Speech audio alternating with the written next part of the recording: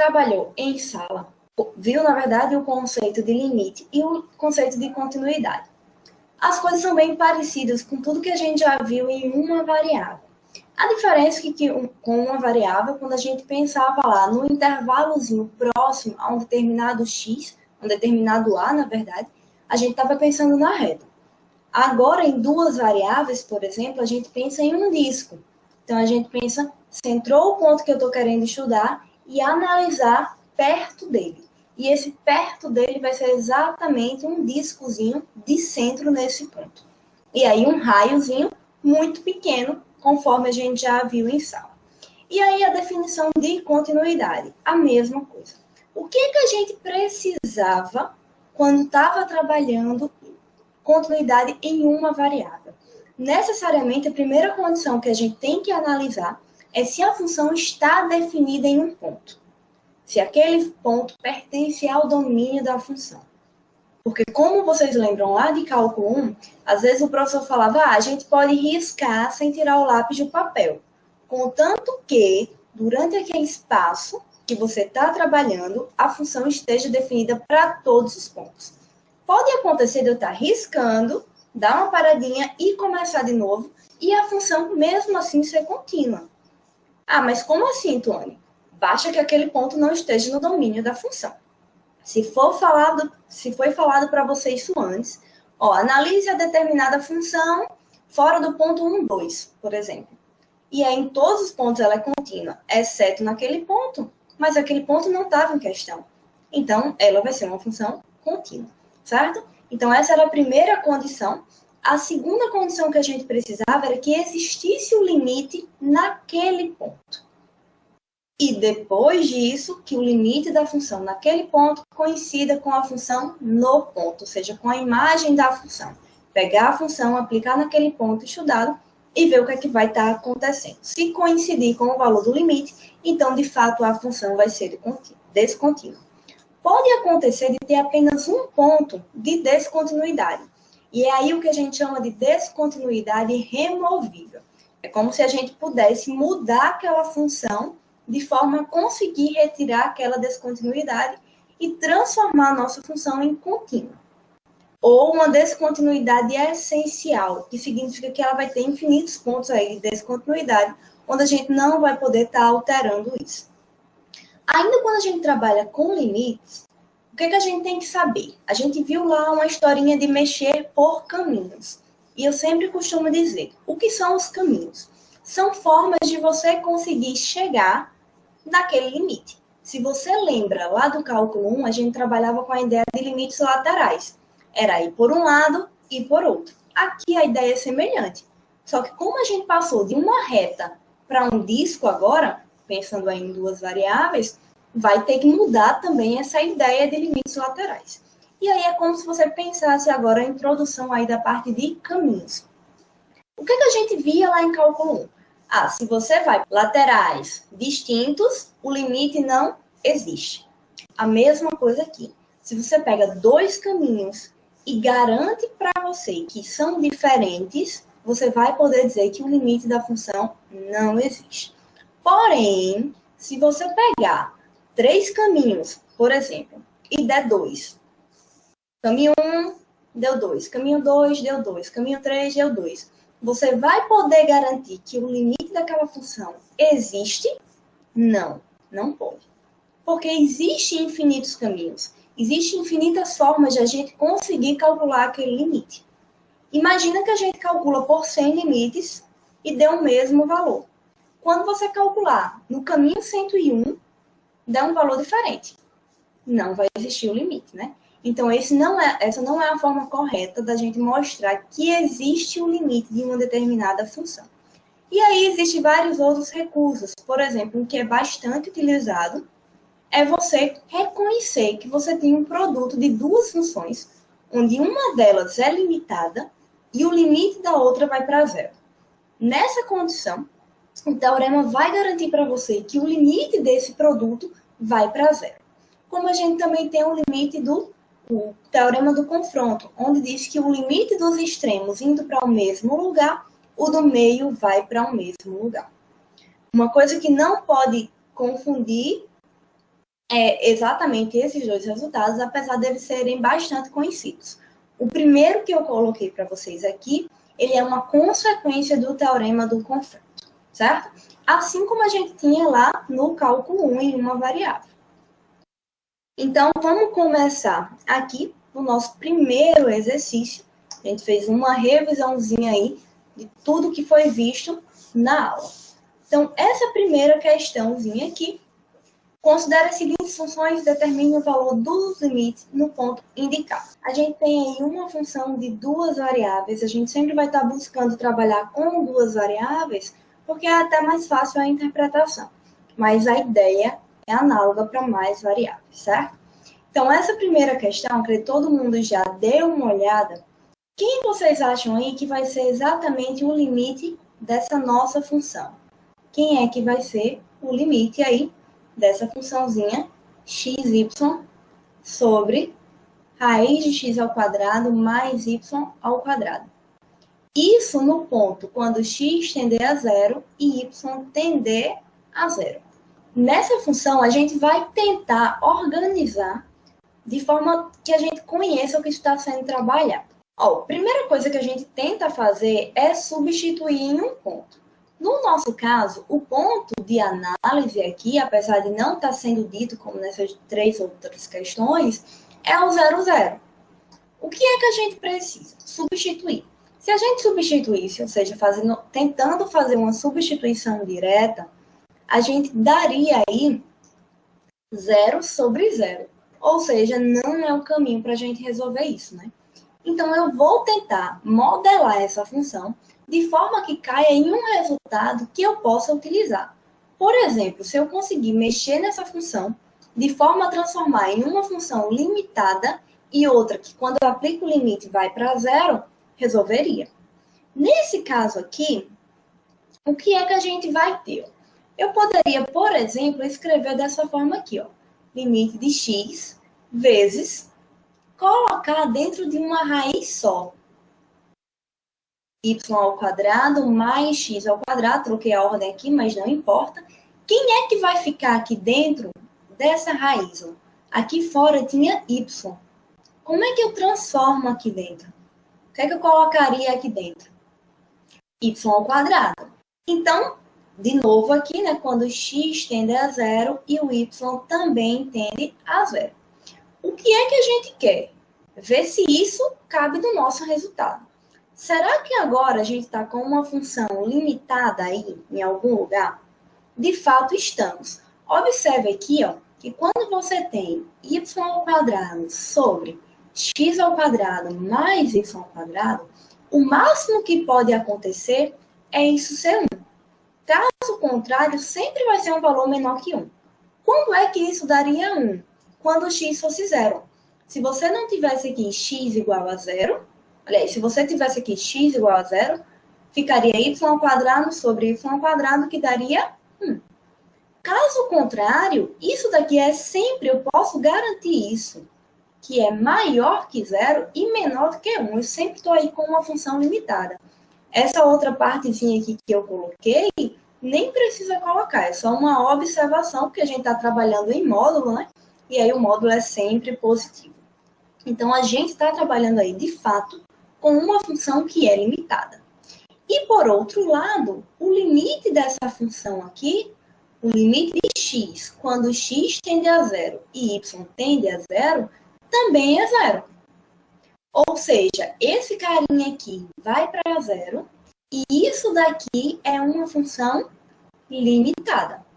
O que é que o resultado diz para a gente? Se você tem uma que vai para 0 e uma função limitada, então necessariamente isso vai dar 0.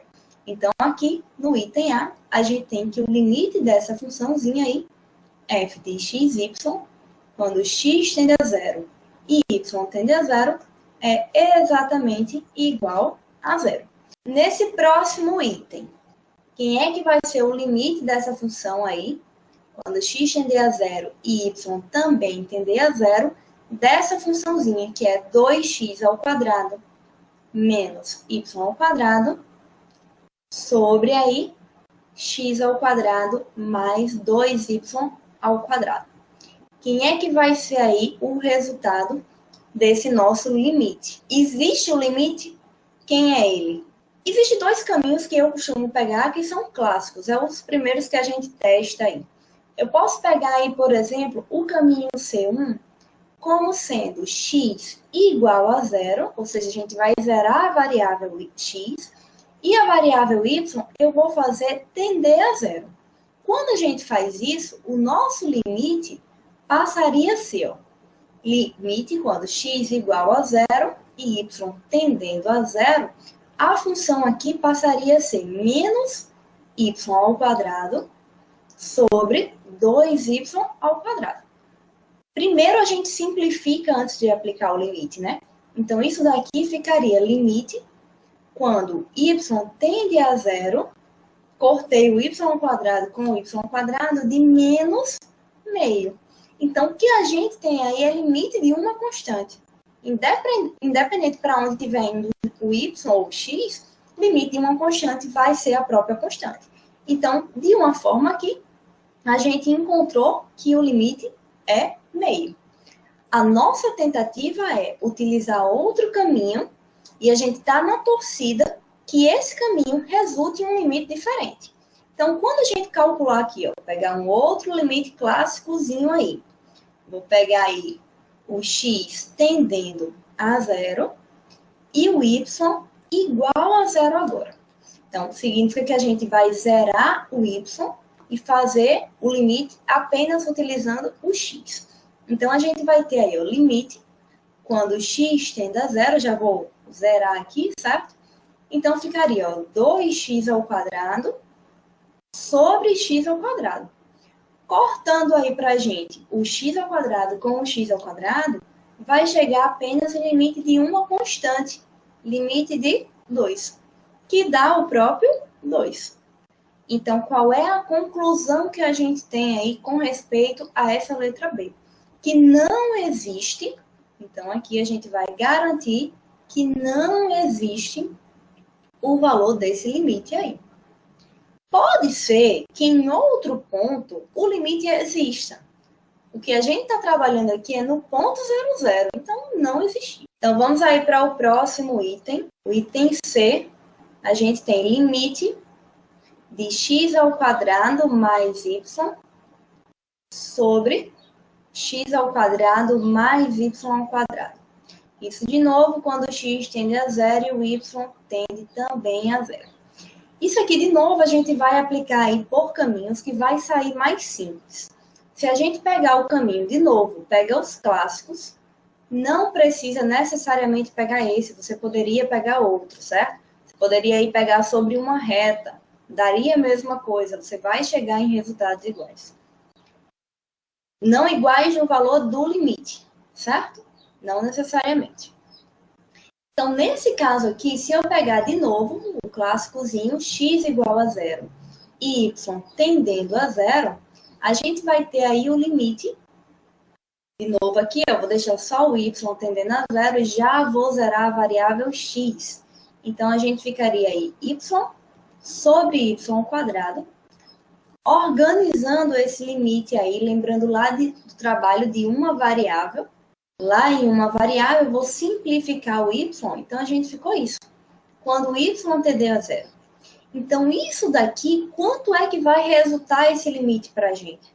1 sobre uma coisa muito pequena. Então, se eu pego 1 sobre uma coisa que está indo para zero, muito pequena, significa que isso vai explodir. Ou seja, isso vai estar indo aí para mais infinito.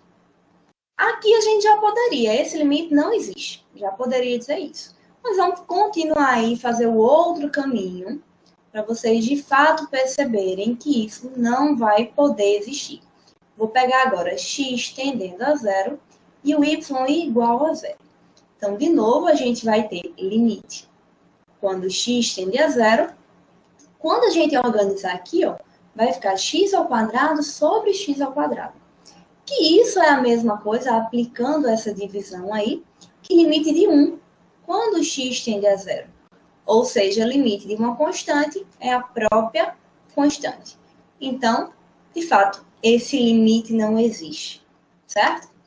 Então, nesse caso aqui, a gente vai dizer aí de novo que não existe esse limite aí no ponto 0, 0.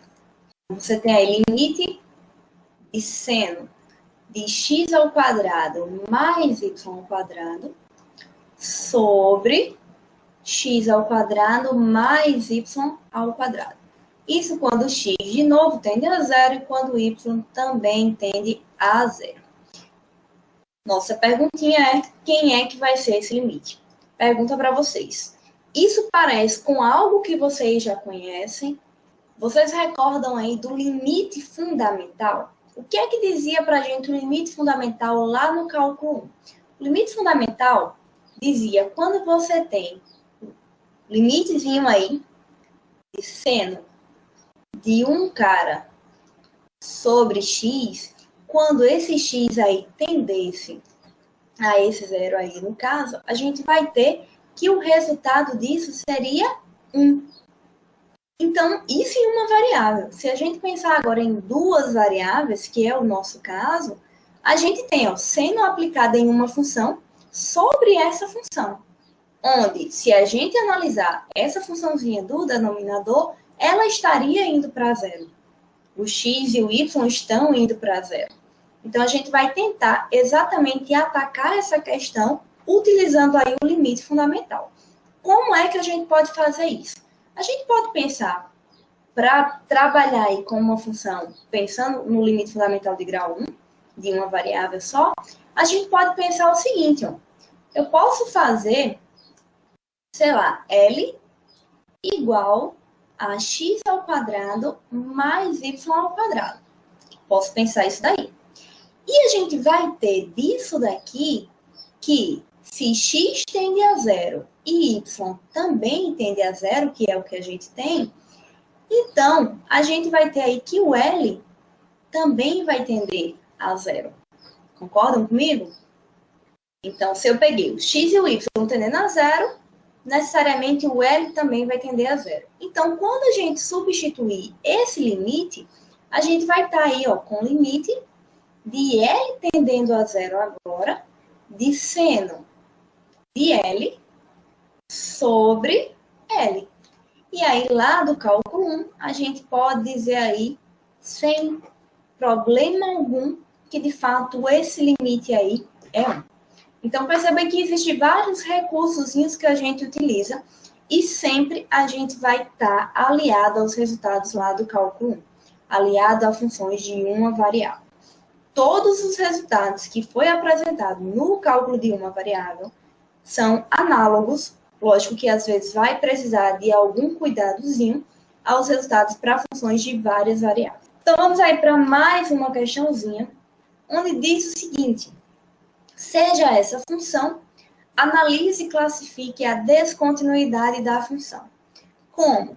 Como descontinuidade removível, ou seja, quando tem uma ou finitas pontos de descontinuidade, ou descontinuidade essencial. No caso de ser uma descontinuidade removível, como redefinir essa função? A gente vai dividir em dois casos. O primeiro caso é exatamente quando você analisar aí os pontos x e y diferente do 0, 0, diferente da nossa origem. E isso, analisando esse ponto aí, vamos fazer o segundo caso aqui logo, já vou escrever, e aí a gente só discute aí. O segundo caso seria para todos os outros pontos, que nesse caso aí é apenas o 0, 0, apenas a origem. Então, o primeiro caso, se eu pegar x, y diferente de 0, 0, o valor dessa função aí, o ponto vai estar definido, a função está definida para esse ponto, a primeira situação que a gente tem que levar em consideração. A segunda, o limite da função nesse ponto vai de fato coincidir com a função aplicada nesse ponto. Por exemplo, se você pegar aí o ponto 1, 2, estou pegando um pontozinho qualquer. Quando você fizer f de 1, 2, ficaria aqui, ficaria 2 vezes 4, menos 3 vezes 1 vezes 2, sobre, aí daria raiz de 5. Ou seja, vai estar dando aí 8 menos 6, daria 2 raiz de 5. E se de fato você pegasse agora e calculasse o limite dessa função no ponto, você também vai chegar à mesma coisa. E isso é claro obter porque a gente vai pensar em uma substituição direta. E essa substituição direta é exatamente o que a gente faz quando pega a função e aplica no ponto. Então, eu peguei um exemplo, um caso particular de um ponto aí que é diferente da origem. Se você pegar para qualquer outro ponto, isso sempre vai acontecer. Então, nosso problema aí é para pontos nesse 0,0, né? Esse 0,0 claramente aí, ele não vai pertencer ao domínio da minha função. Então, a gente já vai poder dizer que ele é um ponto de descontinuidade. Então, para qualquer ponto diferente do 0,0, a função é contínua. Outra forma de você concluir isso é, essa função aqui, ela é contínua. Essa função aqui também é contínua. Então, quando você tem produto de funções contínuas, quociente de funções contínuas, composição de funções contínuas, sempre vai ser contínua. Então, esse primeiro caso está resolvido. A gente tem aí um quociente de funções contínuas. Então, vamos pensar agora nesse segundo caso aqui, onde a gente já concluiu que ela não é contínua no 0,0, porque, para começar, o 0,0 não pertence ao domínio da função. Na segunda parte, o que é que eu quero? A gente já viu que é um único ponto de descontinuidade. Se é o único ponto de descontinuidade, a gente está no caso aí de descontinuidade removível. A questão é como é que a gente vai remover isso. Por um momento, a gente vai esquecer esse processo. Vai esquecer que ela é descontínua. E aí a gente vai calcular o limite dessa função, 2y² menos 3xy sobre aí raiz quadrada de x² mais y². Isso aqui a gente vai calcular quando x e y tendem aí ao ponto 0,0. Então, eu vou calcular esse limite. Ah, Tuane, mas por que você está fazendo isso? Qual é a definição de continuidade? A função tem que estar definida no ponto, né? Mas essa definição da função no ponto tem que coincidir com o valor do limite. Então, eu vou calcular o limite. Se eu conseguir esse limite, eu defino esse valor que eu encontrei como sendo exatamente a função nesse ponto. Por exemplo, se eu calcular esse limite aí e determinar 2. Encontrei 2 lá no final. Se eu conseguir encontrar 2, eu defino que no ponto 0,0, essa função é 2. É como se eu tivesse isso. Vamos pensar em uma variável. Você tem uma função aqui. Nesse ponto aqui de baixo, seria um ponto x igual a a. Pensando aí em uma variável. Você tem x igual a a. Esse ponto aqui, se a função está definido no a, seria uma função descontínua nesse ponto.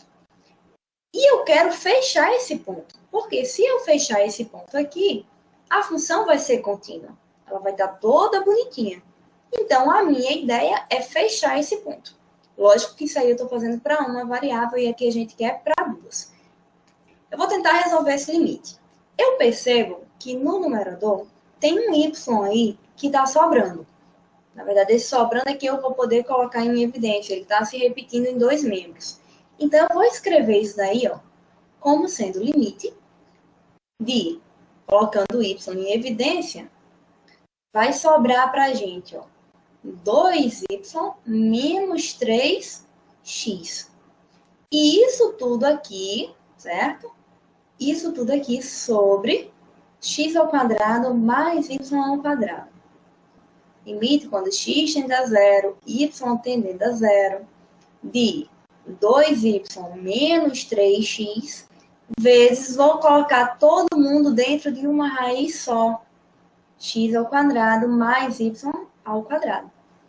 Essa daqui é uma função limitada e essa outra aqui é uma função que tende a 0. E aí, quanto é que vai resultar esse limite? 0, né? Então, a gente resolveu aí, calculou esse limite. Mas a gente já finalizou a questão? Não, não finalizou, porque a gente precisa redefinir essa função. Então, redefinindo, como é que a gente vai ficar isso? Então, redefinindo a nossa função, a gente vai escrevê-la desse formato aqui, ó.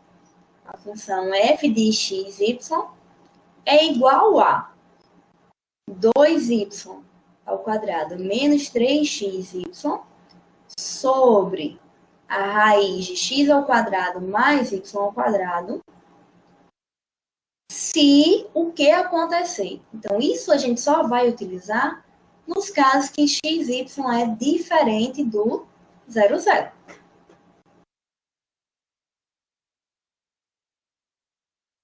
E da mesma forma, eu vou definir aí como sendo 0, no caso, se x, y for exatamente igual ao ponto 0. Então, a gente finalizou aí a nossa questão, redefinindo aí a nossa funçãozinha. Então, vamos aí para mais uma questãozinha, o exercício 3. Analise a continuidade da função. Essa daqui é bem simples, porque a gente acabou de fazer aí essa questão. A gente já trabalhou esse limite da função e a função está definida para todos os pontos. A função é contínua ou não? Perceba que, para os casos x, y diferente do 0, 0, a gente tem aí uma composição de funções contínuas. Então, composição, vou escrever aqui, de funções contínuas,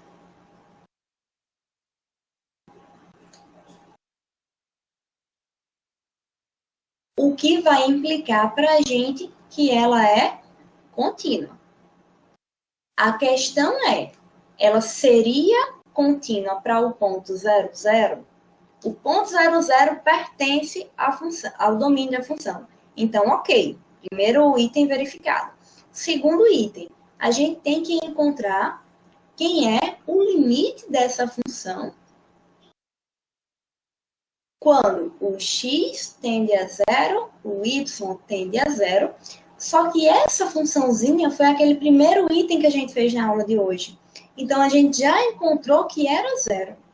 E isso aqui, por sua vez, é a mesma coisa da função aplicada no 0, 0. De onde que a gente está tirando isso? A gente está tirando isso desse item. Para x, y igual a 0, 0, ou seja, a função aplicada em 0, 0, o resultado deu 0. Então, o que é que a gente conclui com isso? Que, de fato, essa função é contínua para todos os pontos. Então, portanto, ela é contínua. E quem são os nossos, que eu estou colocando aqui como todos os pontos? Quem são esses todos os pontos que a gente está colocando aí? Então, aí, ela é contínua em todo o R2.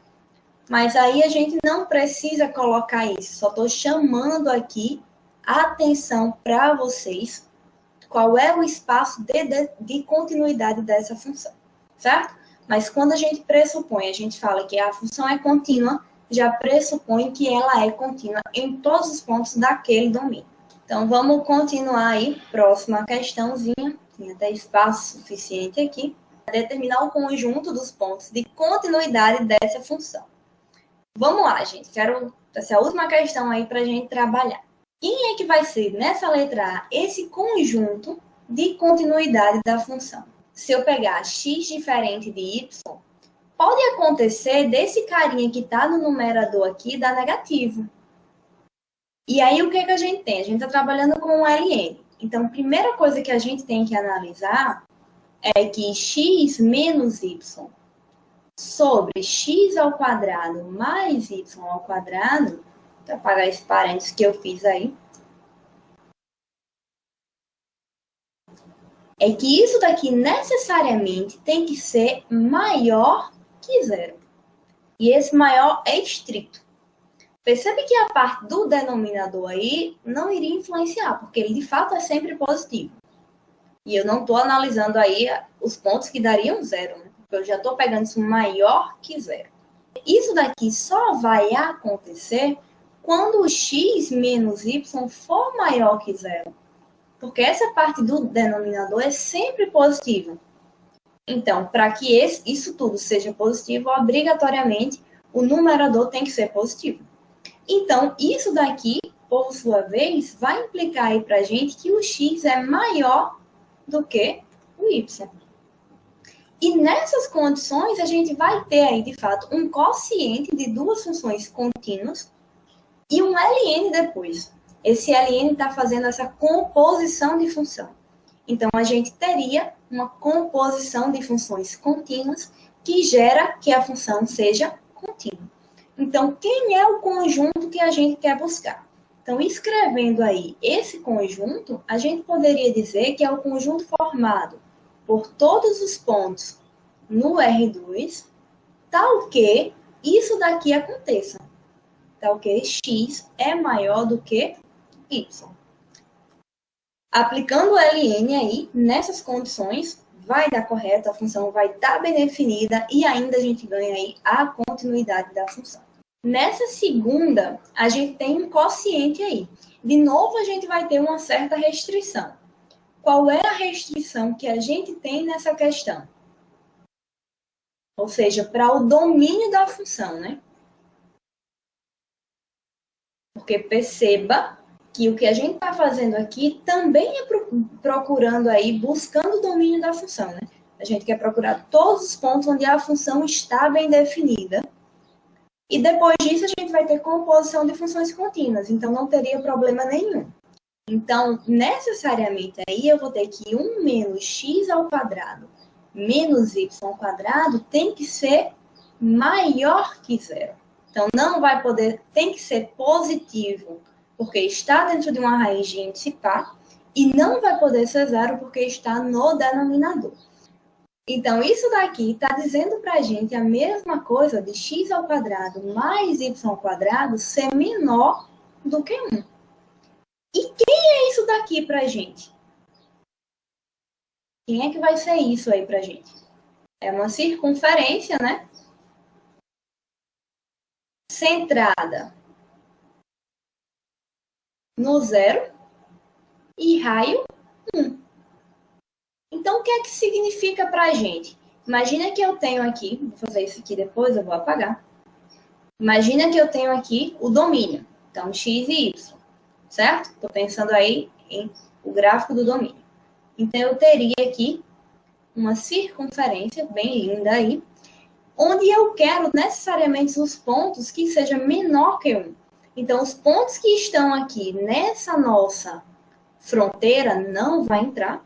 Então, os únicos pontos que a gente vai poder analisar são os pontos aqui, ó. Cada ponto desse que eu pego do plano, ele tem uma coordenada x e uma coordenada y. Significa que se eu pegasse um ponto aqui fora, eu não poderia usar. Necessariamente, os únicos pontos que a gente vai poder usar são os x, y. Deixa eu escrever ali. O conjunto vai ser o x, y, que pertence ao R2, tal que cumpre essa condição. Estão dentro aí desse lugar geométrico nosso, que foi a circunferência de centro zero e raio 1. Então, necessariamente, isso daqui vai ter que acontecer para que a função fique bem definida. Quem é a restrição aí dessa, quem é o domínio dessa função? E aí ela vai ser contínua? De fato, se a gente conseguir os valores de x e y que dá certo nessa função, ou seja, os valores que estão no domínio, ela vai ser uma função contínua, porque dentro a gente tem um polinômio, que é contínuo necessariamente, e fora a gente tem um ln. Então, a gente está com a composição aí de uma função ln com um polinômio, que vai tornar aí uma função contínua. Então, nosso ponto, de novo, é determinar os pontos do domínio, ou seja, quem são os valores que eu vou poder utilizar. Então, a gente vai ter aí x ao quadrado mais y ao quadrado menos 4, necessariamente tem que ser maior que zero, o que vai implicar para a gente x ao quadrado mais y ao quadrado maior do que 4. Reescrevendo de novo isso em termos de conjunto, a gente vai ter todos os pontozinhos lá no R2, tal que necessariamente você tem x ao quadrado mais y ao quadrado maior que 4. Esse caso aqui é um pouquinho diferente do item B. No item B, a gente estava olhando todos os pontos que estavam dentro dessa circunferência, né? Agora, a gente está olhando todos os pontos fora dessa circunferência de centro 0 e raio 2. Conseguem perceber isso? Se o ponto tiver, vamos imaginar aqui, então vamos imaginar que a gente tem isso aqui. Todos os carinhas que estão aqui fora, a gente iria poder utilizar. Se tiver um carinha aqui dentro ou sobre a fronteira, a gente não vai poder utilizar porque a função não estaria bem definida naqueles pontos. Então, aí com isso, a gente finaliza mais uma aula aí. O tema de hoje, limite e continuidade de funções de várias variáveis.